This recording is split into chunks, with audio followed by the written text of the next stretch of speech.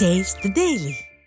நாமக்கல் மாவட்டம் ராசிபுரம் அருகே திருமணி முத்தாற்றில் சாயக்கழிவு நீரால் சுகாதார சீர்கேடு ஏற்பட்டு பல்லாயிரக்கணக்கான மீன்கள் செத்து மிதந்தன.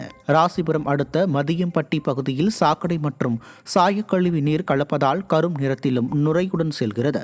இதனால் அப்பகுதி மக்களுக்கு சுகாதார சீர்கேடு ஏற்பட்டு நோய் தொற்று ஏற்படும் அபாயம் உள்ளதாக மக்கள் அச்சம் தெரிவிக்கின்றனர். சாயப்பட்டறைகள் மீது நடவடிக்கை எடுக்காமல் ஸ்டாலின் அரசின் மாவட்ட நிர்வாகம் ஆழ்ந்த உறக்கத்தில் உள்ளதாக பொதுமக்கள் குற்றம் சாட்டுகின்றனர்.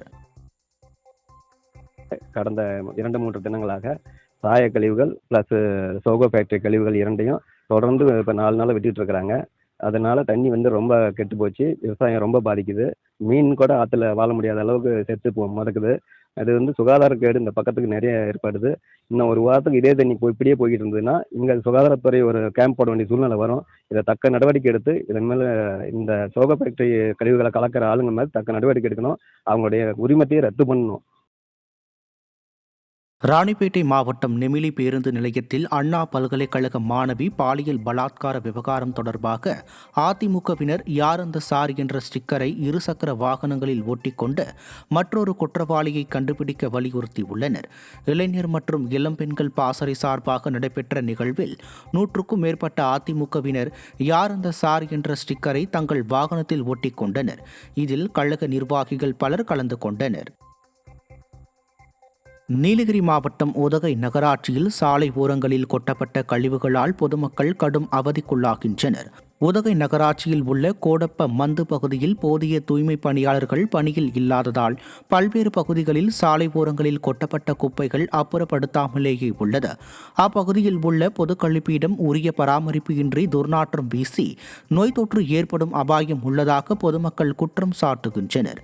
ஸ்டாலின் அரசின் நகராட்சி நிர்வாகம் எவ்வித நடவடிக்கையும் மேற்கொள்ளாமல் மெத்தன போக்கில் செயல்படுவதாக பொதுமக்கள் குற்றம் சாட்டுகின்றனர். திருப்பூர் மாவட்டம் தாராபுரம் அருகே லாரியும் காரும் நேருக்கு நேர் மோதிய விபத்தில் 2 பரிதாபமாக உயிரிழந்தனர். அலங்கியம் பகுதியைச் சேர்ந்த நகைக்கடை உரிமையாளரான ராஜேந்திரன் என்பவர் தனது நண்பர்கள் 2 காரில் பொள்ளாச்சிக்கு சென்றுவிட்டு மீண்டும் தாராபுரம் திரும்பிக் கொண்டிருந்தார். அப்போது தாசார்பட்டி பகுதியில் எதிரே வந்த லாரியும் காரும் நேருக்கு நேர் மோதிய விபத்தில் காரில் பயணம் செய்த 3 பேரும் படுகாயமடைந்தனர். இதையடுத்து 3 சிகிச்சைக்காக மருத்துவமனைக்கு அனுப்பி வைக்கப்பட்ட நிலையில் மருத்துவமனை செல்லும் வழியிலேயே ராஜேந்திரன், சண்முக பிரதீப் ஆகிய 2 பரிதாபமாக உயிரிழந்தனர். நாகையில் விவசாயிகளுக்கு காப்பீடு தொகை கிடைக்காததை கண்டித்து அதிகாரிகளை சூழ்ந்து முறையிட்டதால் பரபரப்பு ஏற்பட்டது. குறுவை சாகுபடிக்கான பயிர் காப்பீடு செய்த விவசாயிகளுக்கு இதுவரை காப்பீடு தொகை கிடைக்கவில்லை என கூறப்படுகிறது.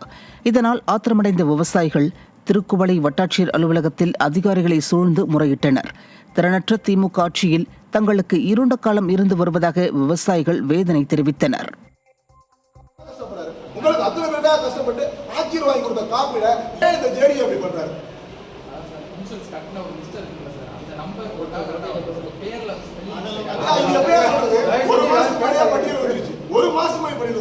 இன்னைக்கு இந்த பதிவு சொன்னா ஒரு மாசம் என்ன பண்ணிட்டு இருக்கீங்க? விவசாயி ரோட்டுக்கு வந்தாதான் பதிவு சொல்லணும்னு சொன்னா என்ன அர்த்தம்?